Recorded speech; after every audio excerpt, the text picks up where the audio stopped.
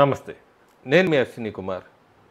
ప్రస్తుతానికి మనం జూబ్లీహిల్స్ బైపోల్ దాని గురించి చేసే ముందు తమిళనాడు, బీహారు, తమిళనాడు, వెస్ట్ బెంగాల్ ఎక్కడ కూడా అసెంబ్లీ ఎన్నికలు జరగబోతున్నాయి. ఆ వీడియోసు అక్కడ వచ్చిన ఇన్ఫర్మేషన్ గురించి కూడా మాట్లాడదాము. ప్రస్తుతం బీహార్ అయిపోయింది కాబట్టి వెస్ట్ బెంగాల్లో ఈ సార్ ప్రాసెస్ మొదలు పెడుతున్నాము. ప్రీ సార్ ఎక్సర్సైజ్ ఆల్రెడీ మొదలైనప్పుడు చాలా ఆశ్చర్యకరమైన విషయాలు బయటకు వస్తున్నాయి. అందులో ముఖ్యంగా 7 జిల్లాల్లో 50% మంది ఓటర్స్ పేర్లంతా కూడా యాడానైనాయి. 2002 తర్వాత ప్రస్తుతం జరుగుతుంది వెస్ట్ బెంగాల్లో ఈ సార్ ప్రాసెస్. సో ఎక్కువగా వందలాది బంగ్లాదేశీ పేర్లన్నీ కూడా ఈసీ డిలీట్ చేయటం మొదలుపెట్టింది. ఎందుకంటే అందరూ కూడా ఇల్లీగల్గానే యాడ్ చేసుకున్నారు ఫేక్ ఆధార్ కార్డ్స్ మీద, వీటన్నిటి మీద.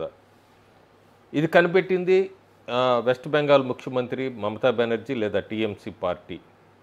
వాళ్ళకు కూడా ఖచ్చితంగా గెలవాలనే ఉంటుంది. ఎక్కడ ప్రతిపక్షాలు అధికారంలోకి రావటానికి ప్రయత్నిస్తూ ఉంటాయో అధికారంలో ఉన్న పార్టీ కూడా అధికారాన్ని నిలబెట్టుకోవడానికి ప్రయత్నిస్తూనే ఉంటారు. టీఎంసీ ఎమ్మెల్యేలు, ఎంపీలు బహిరంగంగానే ఇక్కడ సార్ ప్రాసెస్ మొదలవుతే రైట్స్ జరుగుతాయి, అల్లర్లు జరుగుతాయంటూ కూడా ఎలక్షన్ కమిషన్కి ఒక హెచ్చరిక లాంటిది పంపించింది. కేంద్ర హోంమంత్రి అమిత్ షా బీహార్లో కూడా ఇట్లాగే అన్నారు, అంతా ప్రశాంతంగా జరిగింది. వెస్ట్ బెంగాల్లో కూడా ఖచ్చితంగా ఈ సార్ ప్రాసెస్ జరుగుతుంది. డీక్యూబ్ ఫార్ములా, డిడక్ట్, డిలీటు, డిపోర్టు ఇలా ఐడెంటిఫై చేస్తాము, పేర్లు తీసేస్తాము, వాళ్ళ దేశాలకు పంపించేస్తాం అంటూ హోంమంత్రి అమిత్ షా చాలా ఘాటుగా హెచ్చరించారు.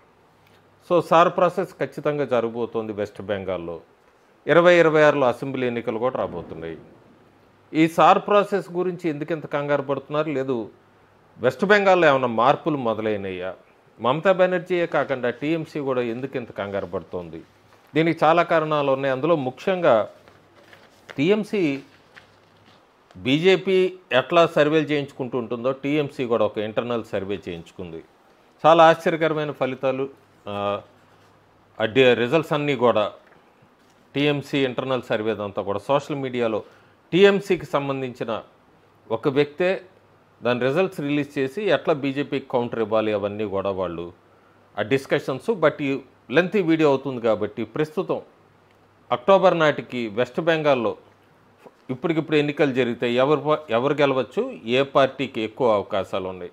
2019 నుంచి 2024, ఆ తర్వాత 2026 అవుట్లుక్ కింద మనం ఓట్ షేర్ కనుక లోక్సభ 2019-24లో చూసుకుంటే టీఎంసీకి 2019లో 43.3% ఓట్ షేరు, అట్లాగే 2024లో 45.8% ఓట్ షేరు, 2.5% ఓట్ షేర్ పెంచుకుంది 19 కన్నా 24 లోక్సభ ఎన్నికల్లో. బీజేపీ 2019లో 40.7% ఓట్ షేర్ వచ్చింది. 2024కి వచ్చినప్పుడు 38.7% ఓట్ షేరు తగ్గింది, దాదాపుగా 2%. ఈ left Indian Congress 12% vote share 2019లో, 2024లో 10.5% ఓట్ షేర్ 1.5% తగ్గింది. సో అక్కడ టీఎంసీ గెయిన్ అయింది 2019 కన్నా 2024 లోక్సభ ఎన్నికల్లో. బీజేపీ కొద్దిగా స్లైట్గా డిప్ అయింది ఓట్ షేరు. లెఫ్ట్ కాంగ్రెస్ అయితే డిక్లైన్ అవుతూనే వస్తున్నాయి వెస్ట్ బెంగాల్ అంతా. సో అసెంబ్లీ లెవెల్ కాంటెస్ట్ కనుక మనం చూసుకుంటే టీఎంసీ 2021 అసెంబ్లీలో షేరు 48.02% ఓట్ షేరు. అంటే మనం ఇందాక 2024 లోక్సభ ఎన్నికల ఓట్ షేర్ కన్నా 2021 అసెంబ్లీ ఓట్ షేర్లో తగ్గింది. సో 2026 ప్రొజెక్షన్ టీఎంసీకి ఎంత ఓటు శాతం ఉండొచ్చు అంటే 40 నుంచి 50% మధ్యలో ఉండొచ్చు అనుకుంటున్నారు. బీజేపీ కూడా హై 30% పైన ఉండొచ్చు అనుకుంటున్నారు. లెఫ్ట్ కాంగ్రెస్కి సింగిల్ డిజిట్స్, ఎక్కడా కూడా మార్జిన్స్ ఇన్ఫ్లుయెన్స్ చేయట్లేదు ఈ ట్రయాంగులర్ సీట్స్లో కూడా అన్నది వాళ్ళ ఇంటర్సెప్షను. ఈ 2019 నుంచి 2024 ఆ స్వింగ్ ఎందుకు వచ్చింది లోక్సభలో అనుకున్నప్పుడు టీఎంసీ ఈ వెల్ఫేర్ కాన్సల్టేషను అట్లాగే సౌత్ బెంగాల్లో చాలా గట్టి పట్టు సాధించింది. బీజేపీ అయితే చాలా అర్బన్ ఏరియాస్లో చాలా వరకు కోల్పోయింది ఓట్ షేర్, అక్కడ ట్రైబల్ ట్రాక్షన్లో కూడా కోల్పోయింది. కీ ఫ్యాక్టర్స్ అట్లాగే టీఎంసీకి ఏం బెనిఫిట్ అయినాయి అంటే వెల్ఫేర్ డెలివరీ, ముఖ్యంగా ఈ మహిళలకు సంబంధించిన సెంట్రిక్ స్కీమ్స్, 2024లో రీజనల్ వేరియేషన్స్ తీసుకొచ్చింది మమతా బెనర్జీ, నార్త్ సౌత్ అని ఇవన్నీ కూడా. సో ఇవన్నీ ఆమె కొద్దిగా యాడ్ ఆన్ అయినాయి. ప్రస్తుతం 2026లో ఎట్లా ఉండొచ్చు ఏంటి, ఏమేమి కీ ఫ్యాక్టర్స్ తీసుకుంటున్నారు ఓటర్స్ వెస్ట్ బెంగాల్లో? చాలా ముఖ్యంగా law and order break down అయిపోయింది, శాంతి భద్రతలు పూర్తిగా వైఫల్యం చెంది వెస్ట్ బెంగాల్లో అన్నది. మహిళల రక్షణ, సేఫ్టీ నెరేటివ్ ఎక్కడా కూడా మహిళలకి రక్షణ లేదన్నది. ఇంకా యాంటీ ట్రైబల్ అన్నది ఒకటి నార్త్ బెంగాల్లో. ఈ యాంటీ ట్రైబల్ మమతా బెనర్జీ ప్రభుత్వం అన్నది నార్త్ బెంగాల్లో మొదలైంది. ఎడ్యుకేషన్కి సంబంధించి, విద్యకి సంబంధించి, అట్లాగే ఉద్యోగాలకు సంబంధించి చాలా స్కాండిల్స్ బయటపడినాయి.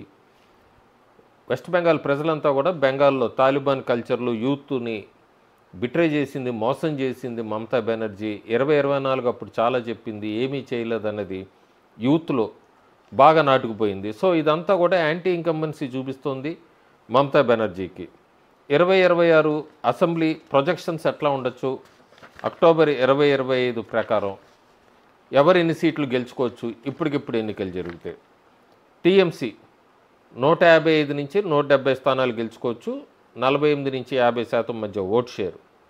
బీజేపీ 120 నుంచి 135 స్థానాలు గెలుచుకోవచ్చు, 37 నుంచి 39 ఓట్ షేరు. ఓట్ షేర్ కొద్దిగా పెరుగుతుంది గతంలో అసెంబ్లీ ఎన్నికల్లో. అట్లాగే లోక్సభలో కూడా 38.5 వచ్చినా కొద్దిగా ఒక 0.05%, 5%, 39 దాకా రావచ్చు. ఈ లెఫ్ట్ కాంగ్రెస్ పార్టీలైతే మాత్రం 4 నుంచి 5% ఓట్ షేరు. సో కొద్దిగా అప్టిక్ అక్కడ కూడా కనబడుతుంది వెస్ట్ బెంగాల్లో. ఆల్టర్నేట్ సినారియో కింద కూడా వాళ్ళు టీఎంసీ ఇంటర్నల్ సర్వే చేసుకున్నారు. ఒకవేళ ఈ కాంగ్రెస్, ఈ లెఫ్ట్ దీనికి సంబంధించిందంతా కూడా ఎటైనా వెళ్ళినా, వాళ్ళ ఓట్ షేర్ ఎటైనా వెళ్ళినా కూడా ఏంటి అనేది బీజేపీ వైపుకి స్వింగ్ అవుతాయి ఒకవేళ. So anti incumbency swing tight కాంటెస్ట్లో చూసుకుంటే 140 నుంచి 130 నుంచి 140 బీజేపీకి, అంటే దాదాపు ఇంకో 15-20 సీట్లు స్వింగ్ అవుతాయి. ఈ సంవత్సర కాలంలో బీజేపీ అధికారంలోకి రావచ్చు. చాలా దగ్గరకు వచ్చింది. Tight race TMC versus BJP October 2025 ప్రకారం. సో వెస్ట్ బెంగాల్ ప్రజలు కూడా చూస్తున్నారు, బీహార్లో ఎవరు గెలుస్తారు, ఎలక్షన్ రిజల్ట్స్ ఎట్లా ఉంటాయి, ఈ బీహార్కి సంబంధించి లేదా వెస్ట్ బెంగాల్లో రేపు పొద్దున అసెంబ్లీ ఎన్నికల్లో కాంగ్రెస్ కూటమిని ఎట్లా సీట్ షేరింగ్ చేసుకుంటుంది, ఇవన్నీ కూడా కీ ఫ్యాక్టర్స్ ఉంటాయి. అట్లాగే మహిళా ఓటర్లు ఎట్లా వెళ్తారు, యూత్ టర్న్అవుట్ ఎట్లా ఉంటుంది, ఇవన్నీ కూడా వాళ్ళు కన్సిడరేషన్లోకి తీసుకుంటున్నారు టీఎంసీ ఇంటర్నల్ సర్వే ప్రకారం. బాటమ్ లైన్లో ఏం చెప్పచ్చు అంటే పెద్దగా స్వింగ్ అంటూ లేదు. కాకపోతే మార్పు అనేది మొదలైంది బెంగాల్లో. బీజేపీ వైపుకి కొద్దిగా టిల్ట్ అవుతుంది. ఈ 2026 అసెంబ్లీ ఎన్నికల్లో వెస్ట్ బెంగాల్లో ప్రతి ఓటు కౌంట్ అవుతుంది. ప్రతి చిన్న తప్పు అధికార పార్టీ చేసేది అవన్నీ కూడా ఫ్యాక్టర్స్ కౌంట్లోకి వస్తాయి. ఇవన్నీ ప్రొజెక్షన్ రఫ్గా మనం చూస్తే 2026 అసెంబ్లీ ఎన్నికలు అక్టోబర్ 2025 ప్రకారం ఎట్లా ఉన్నాయంటే 127 స్థానాలు బీజేపీ గెలుచుకుంటుంది, 162 స్థానాలు టీఎంసీ గెలుచుకుంటుంది.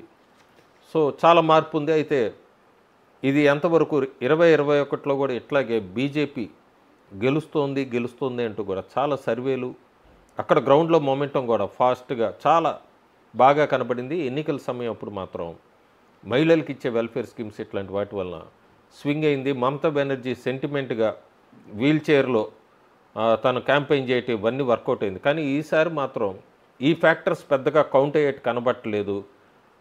ఇందాక నేను చెప్పినట్టుగా law and order, corruption, jobs, illegal immigrants, ఇవన్నీ ఫ్యాక్టర్స్, జాబ్స్, యూత్, ఇవి కౌంట్ అవుతాయి. ఈ కౌంట్ అయ్యే యాంటీ ఇన్కంబెన్సీ బీజేపీని అధికారపీఠం దాకా తీసుకెళ్తుందా అనేది అయితే మనం వేచి చూడాలి. ఇంకా సంవత్సర కాలం సమయం ఉంది వెస్ట్ బెంగాల్ ఎన్నికలకి.